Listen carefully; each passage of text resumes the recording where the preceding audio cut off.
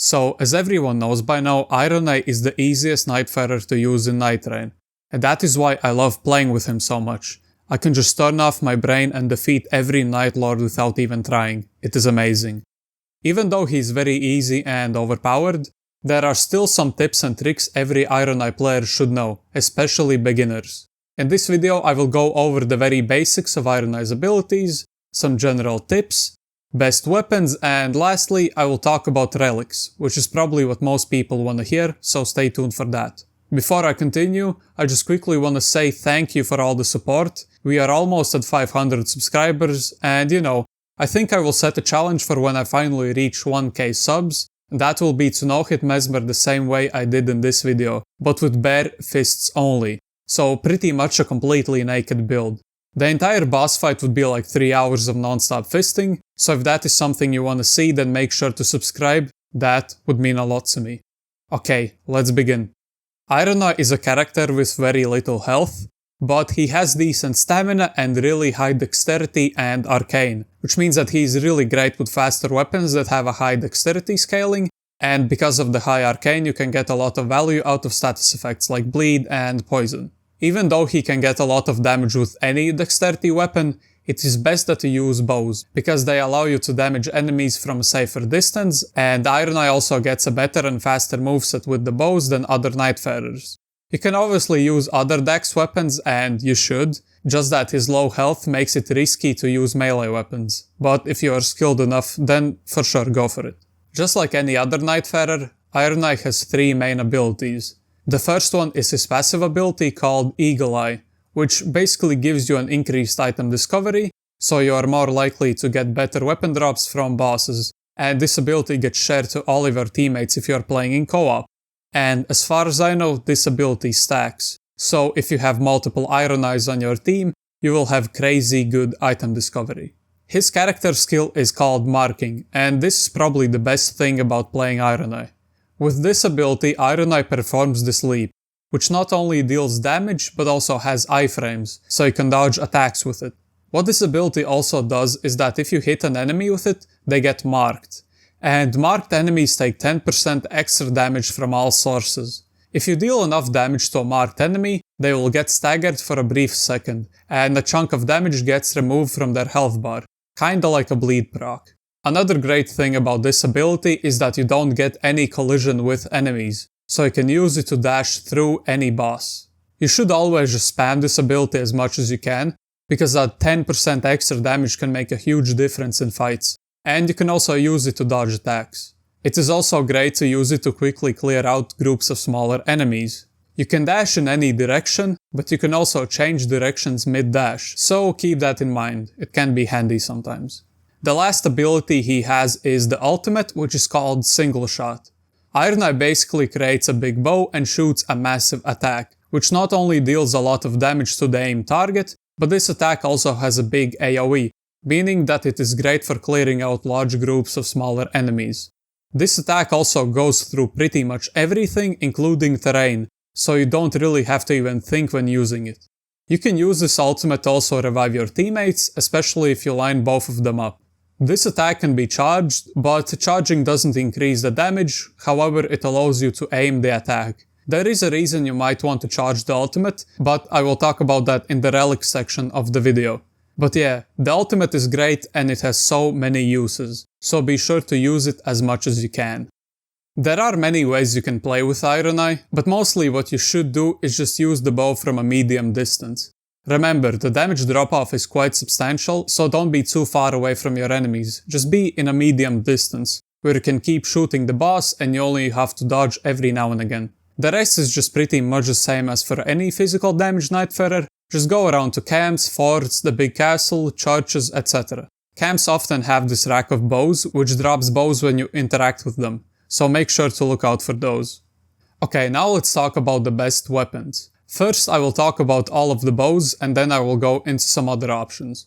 When it comes to bows, unfortunately or fortunately, the best bows are epics, because the only legendary bow is the Lion Great Bow, and that is a great bow, which means that it scales way better with strength than with dexterity. The Ash of War on it is pretty good, so of course pick this weapon up if you get it, but don't use it for anything more than the Ash of War. So basically the best bows to use are the black bow, the pulley bow, the serpent bow, and the earthly bow. The earthly bow only deals holy damage, so maybe if the Night Lord is strong against holy damage, then don't pick it up.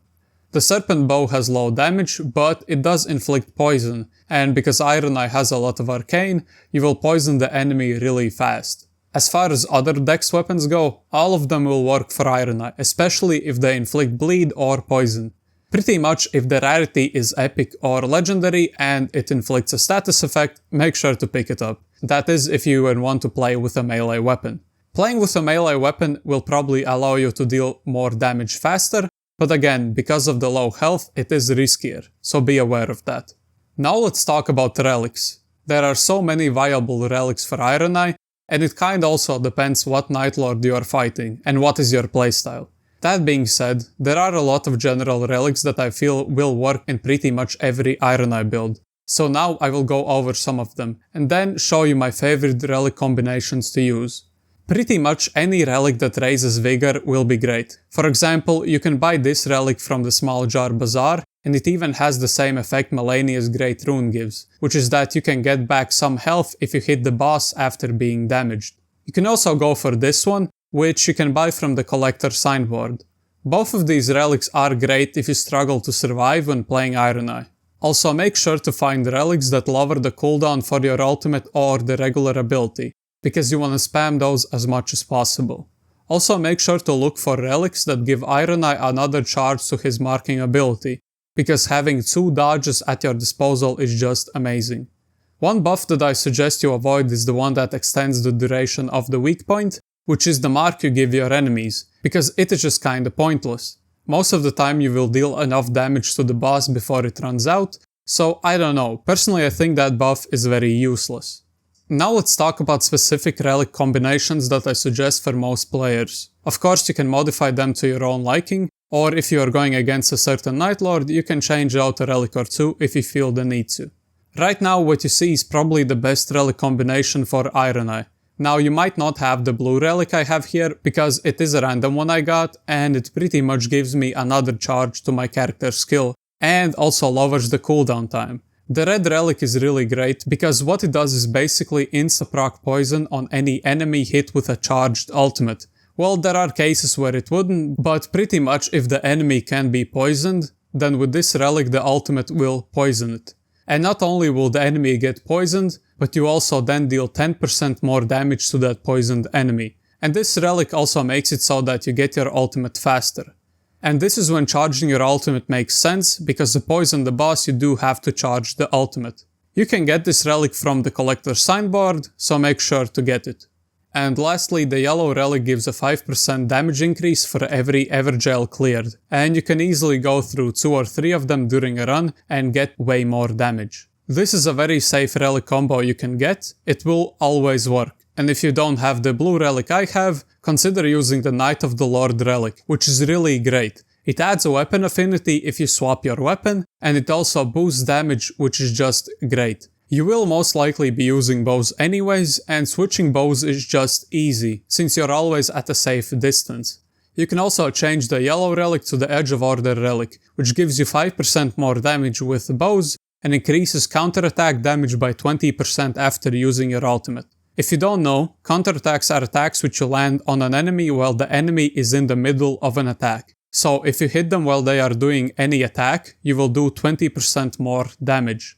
This relic is great, but considering that the other relic gives you a 5% damage increase for only clearing 1 Evergel, I think it is probably a safer pick. To recap, have a relic that gives you an extra charge to your ability, have a relic that inflicts poison with your ultimate, get some buffs that decrease your ability cooldown and make it so that your ultimate charges faster. And if you think you need more survivability, get relics that increase your vigor and defenses.